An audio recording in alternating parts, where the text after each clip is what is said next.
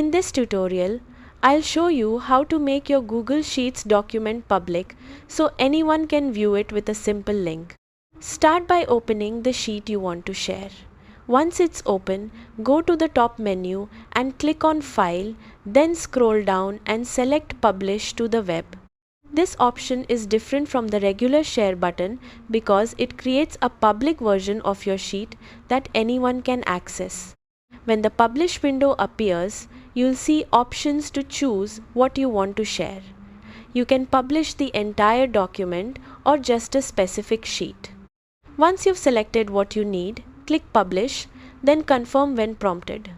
After that, Google Sheets will generate a public link.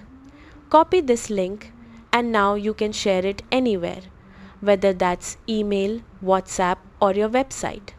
Anyone who opens the link will be able to view your sheet without needing permission or even a Google account. If you ever want to stop access, simply go back to File, then Publish to the web and click Stop Publishing.